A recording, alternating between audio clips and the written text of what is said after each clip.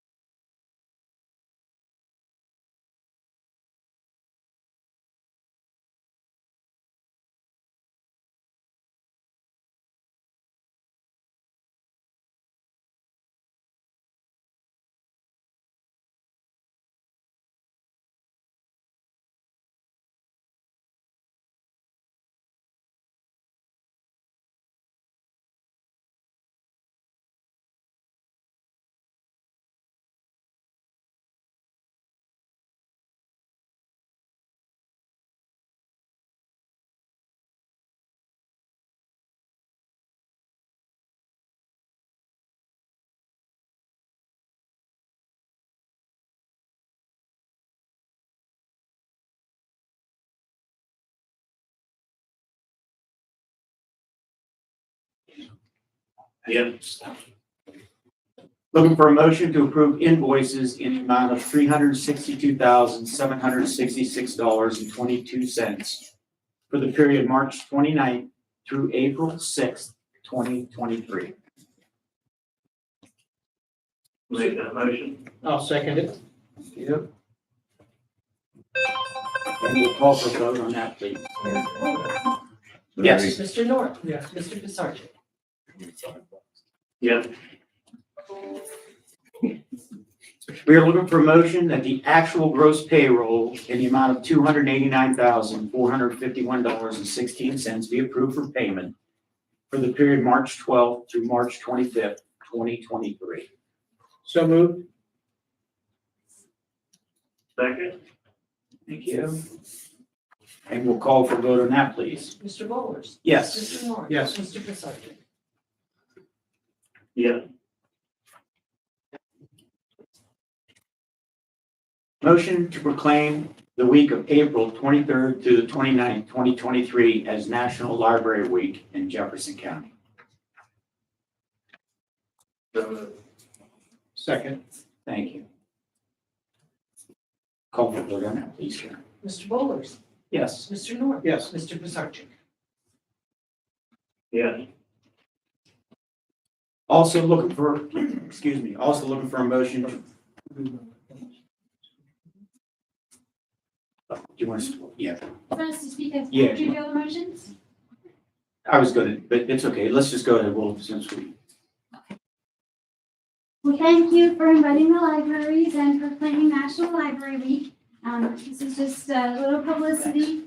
And I just want to point out that our libraries are not just about books. We're more than that. There's a lot of stories that happen at a library every day and every week and all year long. And one of the stories is on the second page of your handout. And it's a young boy, as a kindergarten student, he comes into the library and he's been writing his own story. And he's actually, as a kindergartner, able to read that story. And he even read out loud his book with chapters and pictures to the library staff. And on the back page, it shows you all different stories that kids, we have kids who say our libraries are like an amusement park. And you can see why they think the library is important. But each of the things they're doing at the library is something that they're learning. They're learning to do something, and it's role modeling. And I always love that our library in Brockway would have a kitchen. We used to have a train table, and the kids would many of our libraries have train tables. But once we put the kitchen in, the kids would always bypass the train table for the kitchen. And I'm like, why? And it's because they see their parents in the kitchen all the time. And role modeling what we do, they want to do. And how many kids are allowed in the kitchen? Because you might get burnt, you might get hurt. So they always would come and play in our kitchen. And so all of our libraries in Jefferson County try to make opportunities for kids to learn. And you might wonder why I'm wearing this bracelet, but this bracelet is a young lady who is an entrepreneur. She's already started her own business to make bracelets and jewelry. And 74% of people who are entrepreneurs are more successful than the people who, there's a statistic that 74% are wealthy, where only 1% inherited it. And so these children that are coming to our library are learning. They're learning and they're accessing books and learning to read. And I saw a little kindergarten girl yesterday. She'd ask her grandma to come to the library. Now, yesterday was beautiful. How many of you wanted to be inside? None of us wanted to be inside. Grandma's like, they wanted to be at the library, her and her brother. And she sat down with her book that she got, and she was sitting there reading that book. Now, she's a kindergarten student. And there's a statistic that a lot of kindergarten students don't even get to go to libraries.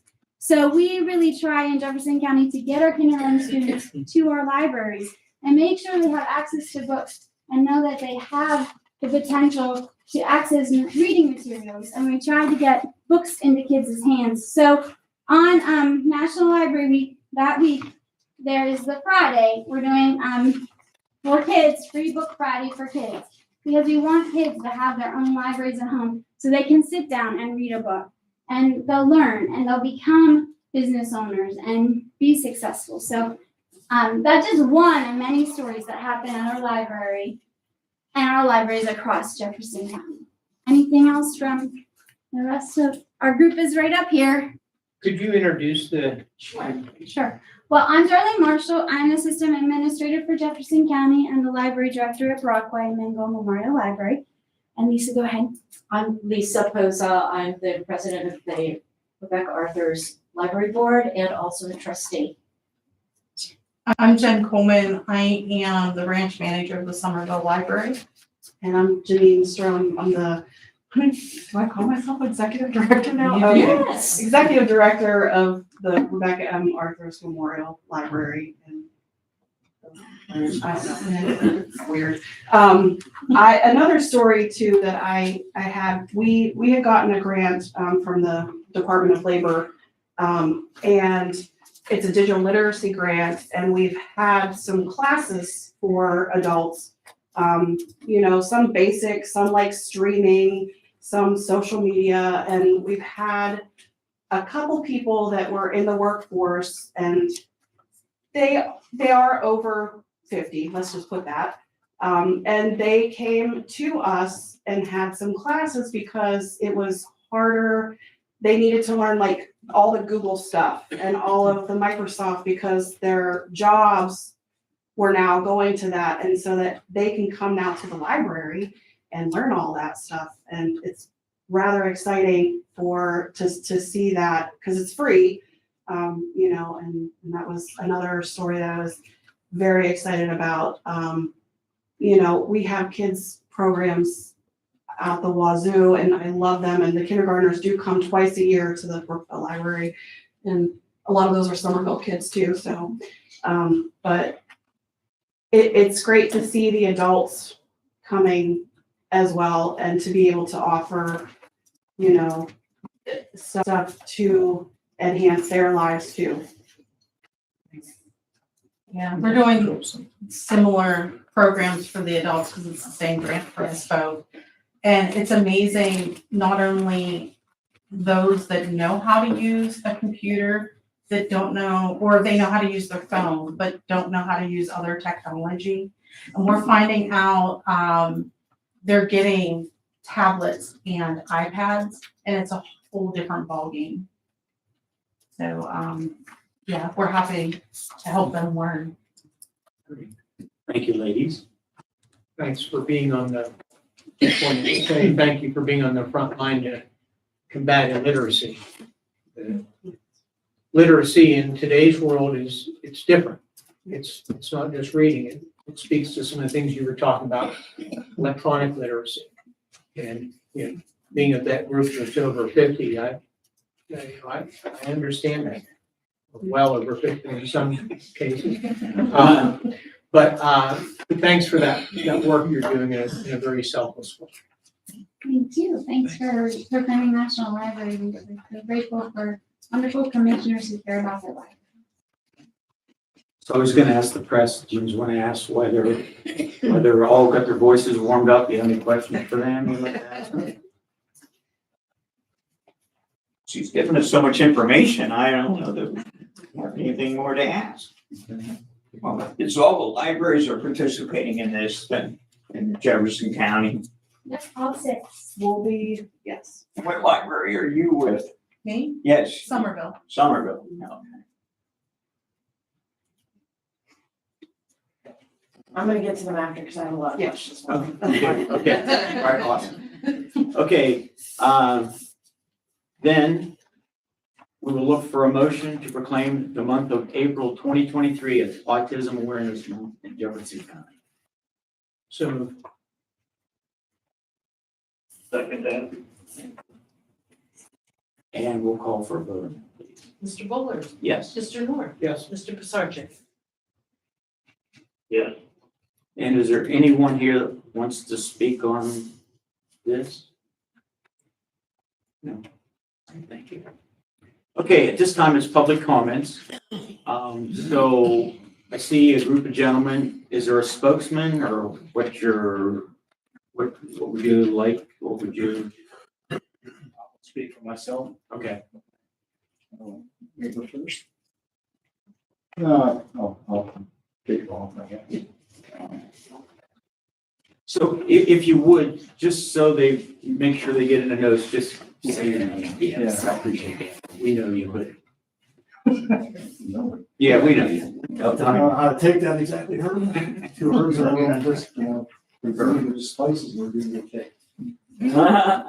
I want to preface my comments, to say that, Commissioner North, as I understand it, is appointed as the person to oversee the Veterans Affairs Office, and Dave in particular, how it should be operated and what goals should be done, those kinds. We both came to a Thursday coffee meeting, which veterans have every Thursday, and I wasn't there for most of it, and I got almost all of it. But I do understand that they suffered some slings and arrows of some complaints.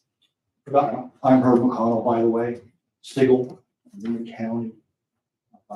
What I'm going to speak to is the article that was written in the paper about the last commissioners meeting and about some things that were in that article. I also want to say that go back to Commissioner North. It isn't that anybody else hasn't done their best to make sure that things operate well, but he did bring it to kind of a group to say exactly what was happening. Now, a little preface here. I read the article that was presented in the newspapers about the last meeting. To be truthful, I wasn't sure I wasn't reading the sports pages. I thought they were describing a game of dodgeball. You know, the issue was telephone calls and that type of stuff. And every one of the things in here basically says that it's not our fault. For example, the DAV vehicle rides. Mr. Wright said he was the only director that scheduled those. And he said other counties had other people to do it. The only people that I know of that have someone else to do it is Blair County. And Blair County gets it because they have James E. Van Zandt Hospital in that county. And I think if you go down to the hospital, you'll find that many times there are a lot of DAV vehicles there. The other thing I wanted, it seemed as though that the DAV was put out there as having all kinds of problems. The DAV isn't the one that owns our particular county transportation. It's the county.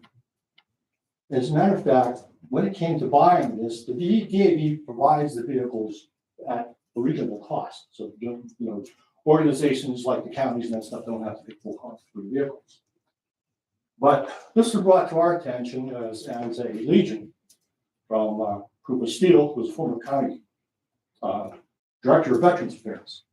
And she made it possible for the county to contribute.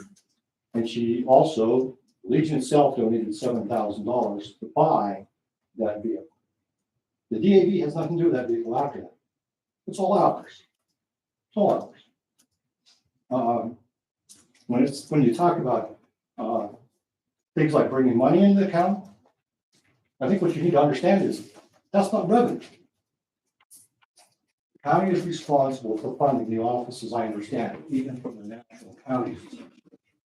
They say it. So I don't think that's a funding source, as I understand it. It's more like what was brought in for people who have disabilities and those types of things. I don't think it had anything to do with funding. And I thought maybe that might be confusing. So I wanted to get that squared away. It sounded like it was almost criticism of doctors sending vets with known problems to the office to get those redressed. I think the doctor should be probably the primary source.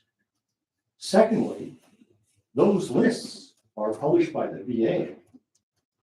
Agent Orange has many conditions that are related to it and are caused by it. The open pit burning, as the desert veterans understand now, there were 23 related problems, physical and mental, to open pit burn.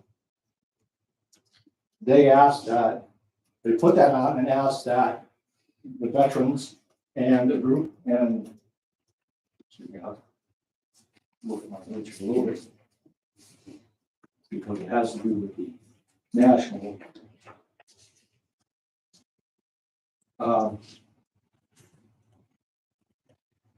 It asked that the CSBOs, the County Veteran Service Officers, and all others try to push what they need through what they call the PACT Act, which is the thing that defined the 23 new conditions. As you know, the Vietnam veteran Agent Orange conditions have been well defined and have been expanded over the years because of what it does.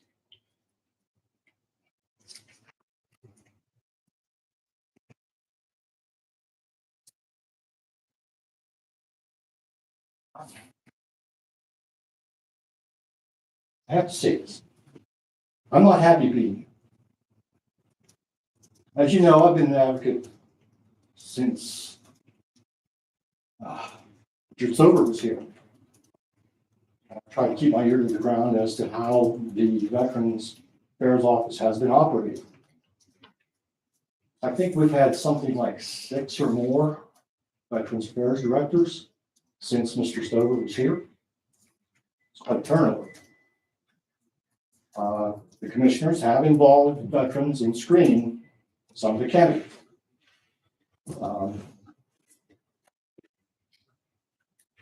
I think I can safely say that we didn't always agree on what candidates should be put forward. And when that happened, I asked why we were being used as a screening group, if in fact there was already someone that they thought should be in that position. I still don't understand it, but we recommended the person was hired. I think he lasted 30 days. And then Dave was promoted because he was the assistant.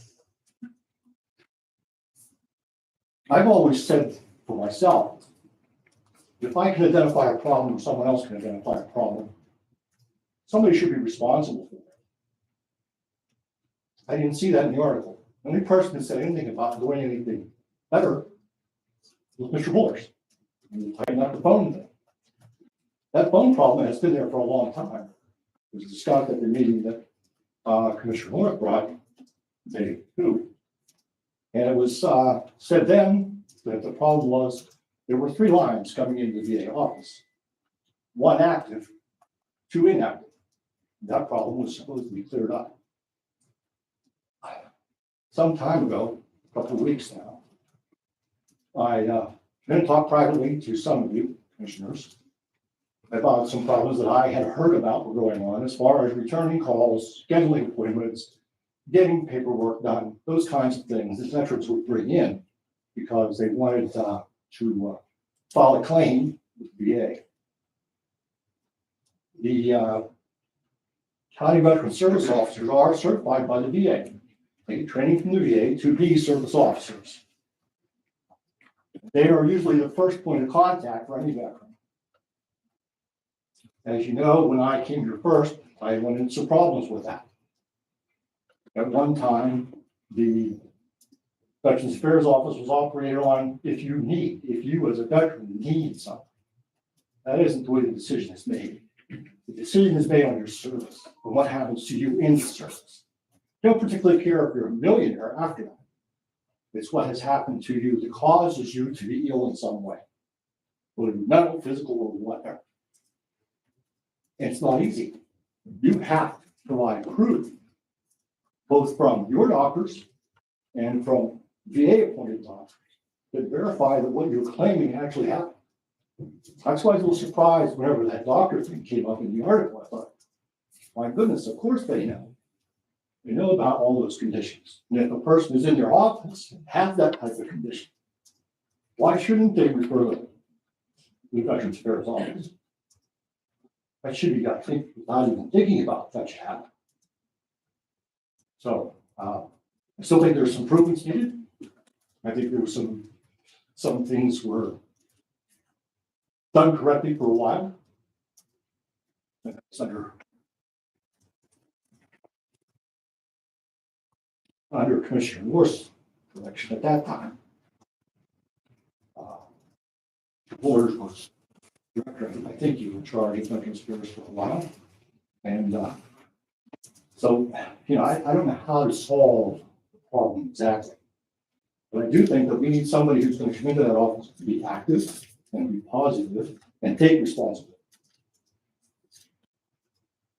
All of you here, the commissioners, need to take responsibility as well. I think you know me well enough to know that I'm not going to come here and say this, not saying it to you first. I always try to bring that to you before I come. So I think that's a reasonable thing to do. I would expect people to do that for me. So I guess my last thing is somebody has to find someone that's solving the problem. And if it means that the date isn't doing the job and if something needs to be done to correct it, that's the way it has to be. That's the way it is in management. Now, I'm not going to stand here and say anything about personnel simply because that's your job as commissioners. If there's action that needs to be taken personnel-wise, that's your job. You know that.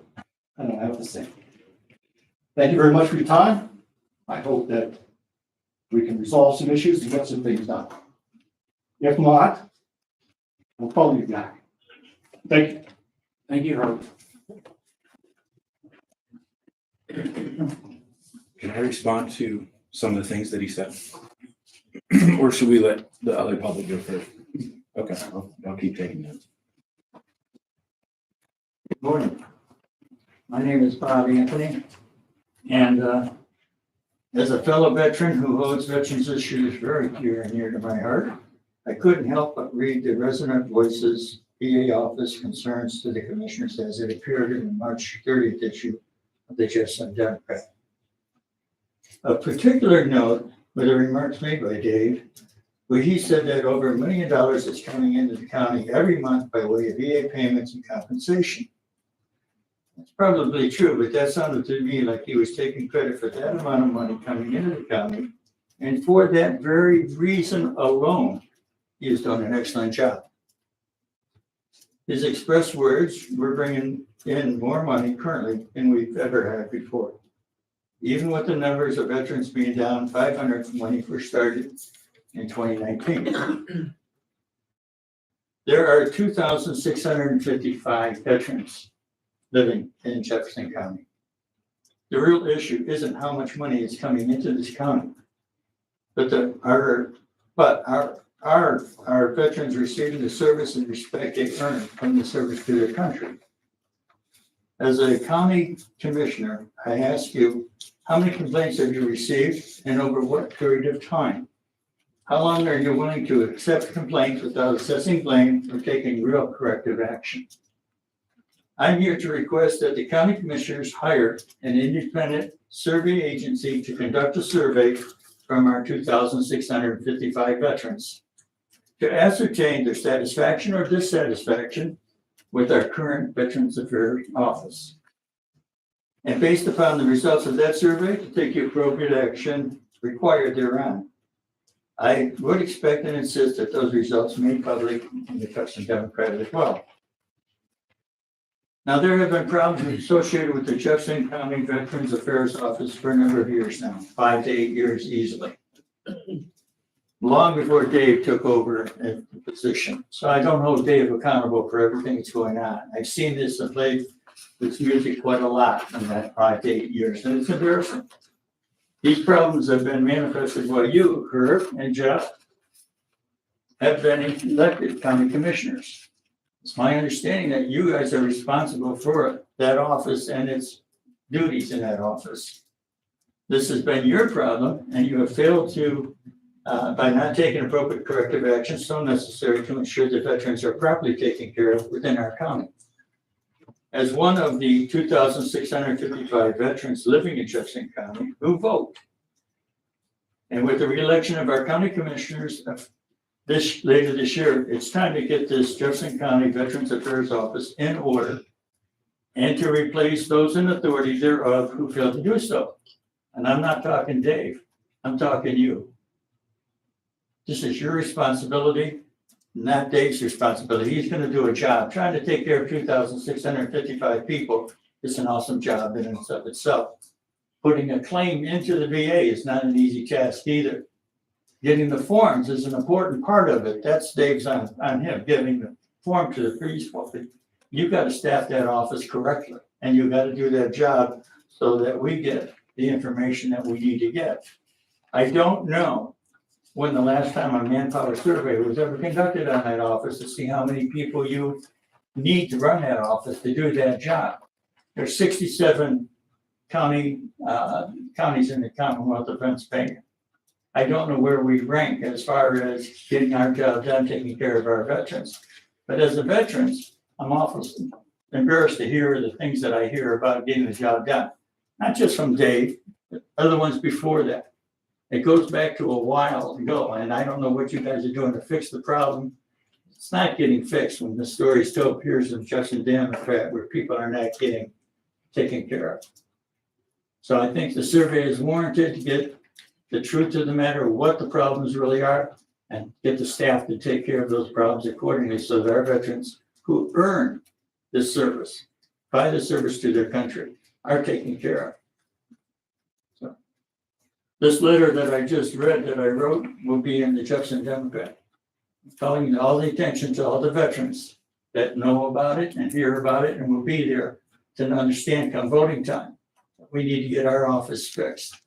This is our problem as well as your problem, but you're the one that's responsible for fixing the problem. And we want a Veterans Affairs that is of one company, one county that has it done and done right. We want to make sure that we are the best county for handling Veterans Affairs. Not that you go to Jefferson County and you get someplace else to take care of it, Clarion or anyplace else. We take care of our business at home. So let's get our home taken care of and get the VA. If he needs people to help him, hire the people to help him. If he's bringing in $1 million, if the VA is spending $1 million here, why not make it $3 million? Why not get the support you need to be able to get the job done where everybody's satisfied and everybody's happy? Can't please all the people, but you certainly have got a lot of veterans that are not being pleased with what's not being done. Needs to have you take your action to do it. Ball is in your court. Okay, thank you, Bob.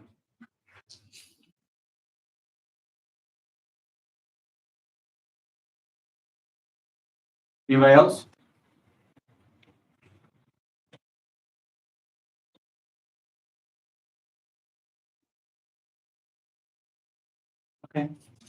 Okay, I'm gonna speak to some things. Or Bob, you are correct to lay the responsibility where you laid it. It's ours. County code requires every county to have a Veterans Affairs office. We're responsible for our own.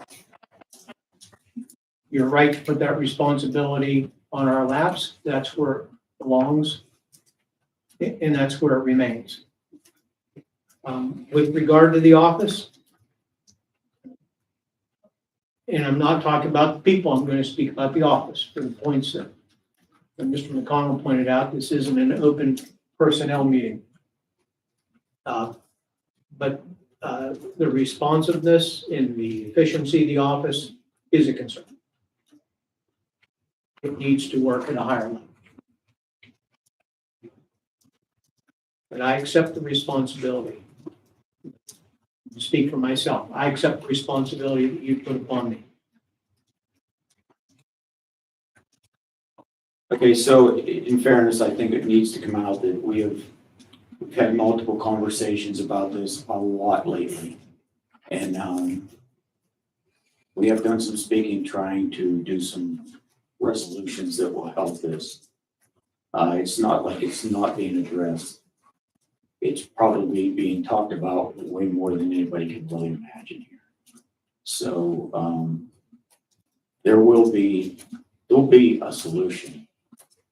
I actually really entertain having a few of you guys come in and sit down and maybe get a good one-on-one conversation with some things.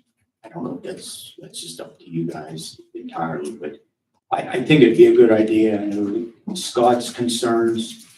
Like I told Scott one day back there, I said, Scott, the concerns for the Veteran Affairs Office is important to me. It touches a bone in him different than it does me. I'm just not a veteran. Scott is a veteran. And he understands and sees things with you guys way better than I do. So, but I would like that if, you know, if you guys would like to get 2 or 3 fellows and come in and sit down. So does that mean that the survey, an independent survey as to what the problems are, how the veterans are feeling, what they have suggestions on, won't happen? Not saying that at all. I can tell you that we get phone calls here. We get phone calls in support, and we get phone calls of dismay. Do you know if a survey, a manpower survey was ever done, how many people you're supposed to have in that office? So I can honestly say, I don't know to that. I know about how many are in other offices though. I don't believe that we're understaffed with 2, now that we have 2 full-time people there. I do know we're wanting to get, I don't know how much behind we are.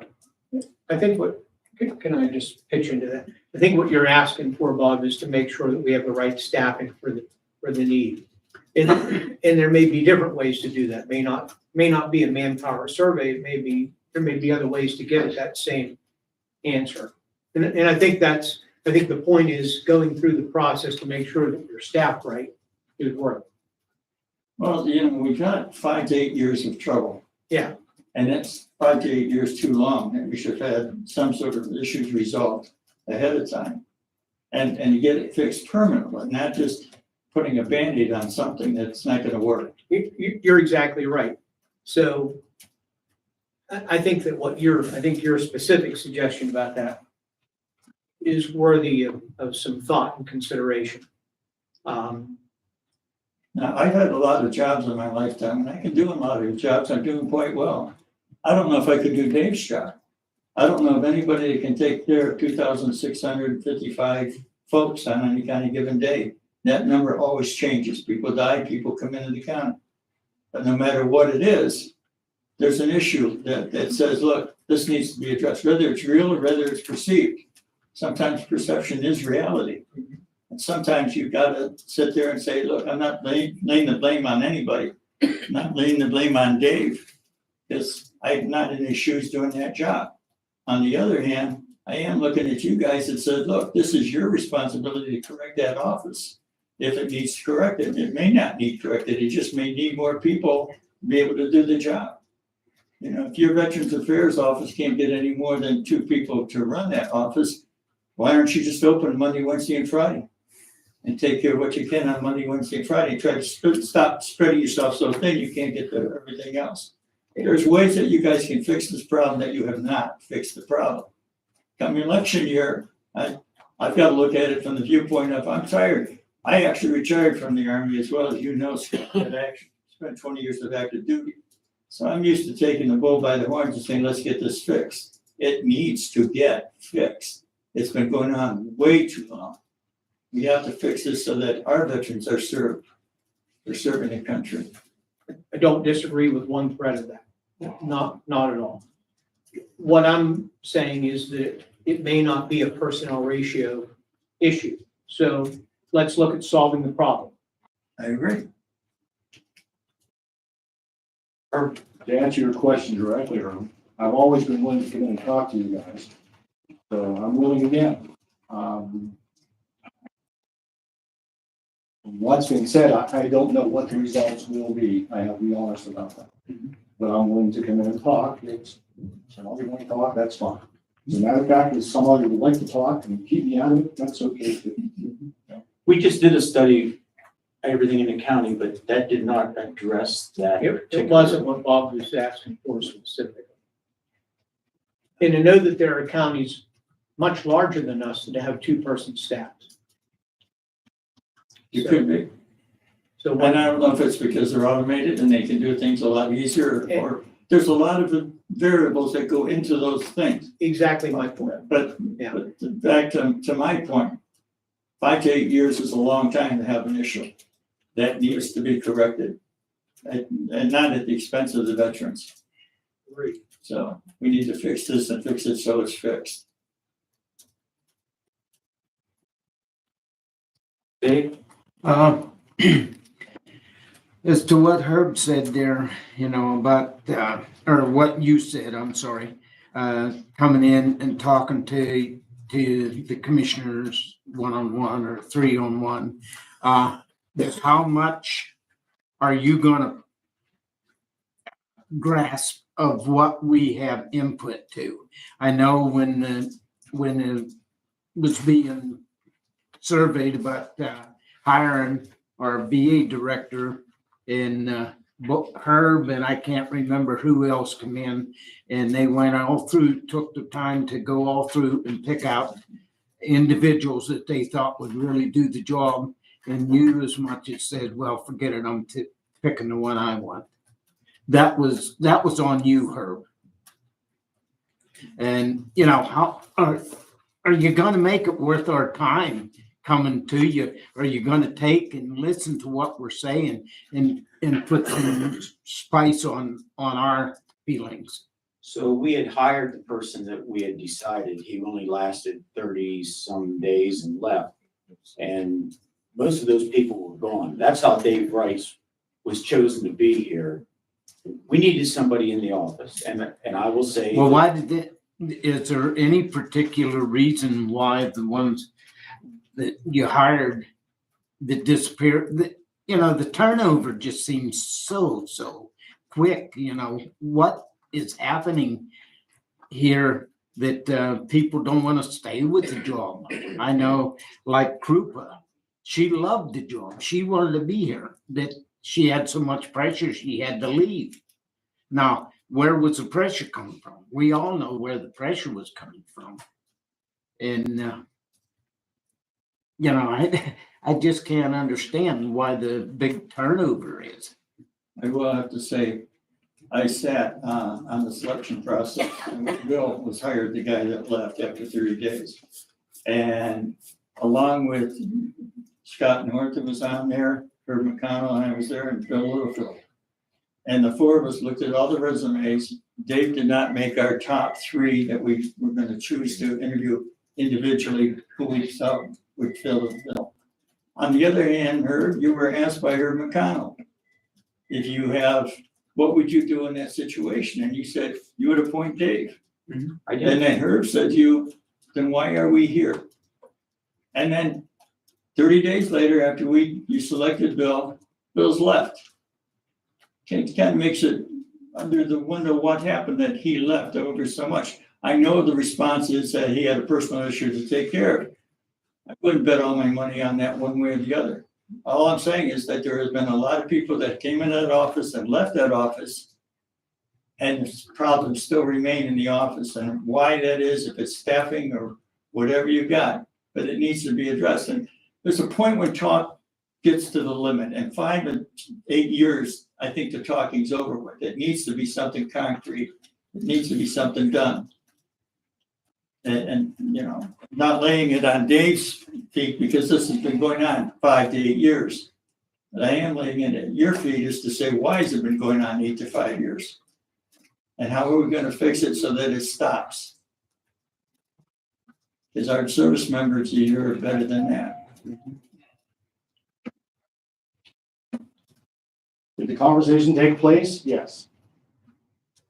Did we do anything after it? No. That's why I said I'm not sure what meetings between us, what fruit it will bear into how we operate the office and how we get things done that perhaps aren't being done. So, and I know that, as I said, it's strictly a personnel issue. I'm not here to discuss a personnel issue as such. I am here to discuss that the office isn't operating. And I am here to say that many of the things put in the article about who was responsible for things weren't exactly accurate. There was some there, so I have others that I've cited in here, but I'm not going to go through them. I appreciate your time, and I know that it's a tough thing to take care of. All right, thank you, Herb. Steve? I would just like to put out that I would love to sit down with the commissioners and help solve this problem once and for all for the county as a veteran, to look at where we can straighten the whole thing out and get it working in a smooth manner that it should be working in. And I'm not looking for an axe to grind. I just like to see the problem fixed and solved once and for all. But I'm more than willing to come in and sit down with all three of you, or one at a time. Okay. About when the meeting's over, we ask them to hold up and we can. Yeah, if anybody wants to chat afterwards, we'll just do that as soon as the meeting's over. Anybody wants to talk then? But I will say, just so it's in public, that after the article in the paper, we received a lot of calls indicating how well they thought they was taken care of in our Veterans Affairs. So, everybody knows there's nothing perfect out there. There's been more effort put into the Veterans Affairs Office than most people would realize, but I know for the amount of complaints that we have, there's warrant or something that needs. I'll just stop. And Dave, you're here. Mhm. When you spoke at the last meeting, you didn't mean to imply that you were the cause of $1 million. Oh, no. So let's clarify. No, because I'm sure most of these, and I don't know for a fact, but I'm sure that most of these guys may be, because of the era that they served in, they may be on some type of compensation from the VA. And if that's the fact, I've not taken care of any of their claims, so I would not be responsible for one dime of any of that. So $1 million, approximately $1 million a month comes to veterans in the county per month in the form of VA compensation. And that is through all sources. That could be an AMVETS ESO, it could be a VFW, it could be someone American going Legion. online and doing themselves. Yeah. Could be some people going to the county office. So that's an aggregate. Yes, that is aggregate, and they are actually broken down by classification whenever I get the numbers from. And the other point I want to make is that with regard to the van itself and scheduling, that is your office's responsibility here. Yes, and another point with the van, which I was gonna bring up, you guys did give $7,000, the county kicked in up to 22, and then the DAV funded the other half of it. So the vehicles, as far as I was told and what I remember when Krupa was here, the vehicle was funded 50-50 by the county, half of that from you guys, and then the other side was through the DAV. They actually funded the vehicle. Well, but I think the point is without their piece of it, it's not here. Oh, absolutely. No, that's So, 100% true. so, you know, they contribute significantly to providing the vehicle. Absolutely. Which I think is why it set where it did for a long time, because that's where those guys met. And I think that was to, I don't know if it's to honor them or to thank them that the vehicle was there for a couple of years anyway. Like you, Scott and Herb, I would like to get this resolved. Again, the letter that I wrote will be in the Jefferson Democrat, and I expect to hear more issues that are coming out and finding out what they are and get them identified as to how we can fix the problem that we have. It needs to be fixed. It needs to have the stock. We have too much that this is in the Jefferson Democrat too many times. Too many meetings are going on about what are we fixing and what are the real issues, and let's get to it. And talk is one thing, but it doesn't get the job done. You guys are charged with getting the job done. I'm just sitting back looking at it, just saying, again, it's appearing again. Jefferson Democrat again, somebody's got complaints. People will complain. When you get a lot of complaining, sometimes the squeaky wheel does get the grease, sometimes the squeaky wheel gets replaced. We have to fix the problem. And I rest that at your authority, because you are in charge of that office. Dave is just a hitman. I didn't put him in that position to fail. I don't think you put him in that position to fail. Doesn't look like he's succeeding very much when you look at this last 5 to 8 years, and it doesn't seem to be his fault since he wasn't there during that last 5 to 8 years. Something's got to give. That's fair.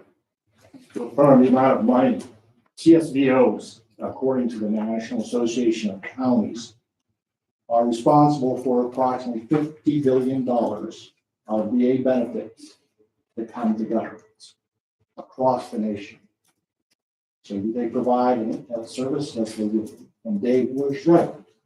You have nothing to do with my claim at all. Whether it was made good, bad, or indifferent. And there's no question that the job's a big one. I would like to make one more, word here. It's not, we're not picking on Dave himself. He's a very likable guy. And, you know, it's not like we're trying to beat him up or nothing. Because he, you know, you can go and sit and talk with Dave at any time. It's just what's coming out of his office is all we're bitching about. Well, we appreciate that. And just so everybody here is aware, there has been, and Dave can verify it or not, we speak with Dave a lot about things that we hear and things that I can personally talk to him about. There's a lot of things I can't. And it's something that's never, ever not been discussed about issues that go on. So trying to resolve, there's always been the attempt to do that. So we'll just get that, figure out what we're gonna do, and hopefully it works out for everyone. Okay. Now we throw it over to the press. Mayor, can I make a statement? Sure, sorry about you there, Jeff. No, that's all right. It's hard to hear anybody beyond you and Scott and Karen, so, but just one public comment, if I may, is, being home the last couple of weeks and listening to the scanner, there's not been a day go by that our firefighters and, EMS people have not been out in the field putting out, fires. So if the press can put in there that, please do not burn the next couple of weeks with the wind and the dryness, they're taxing our firefighters and of course their equipment. And, we need to bring that to the forefront so that we don't, as a county, have to put a ban on that. Okay, thank you, Jeff. Thank you. And I'm sure you and Scott will catch me up on the veterans issues in the next day or so. We will. Thank you. Okay, now, press, anything?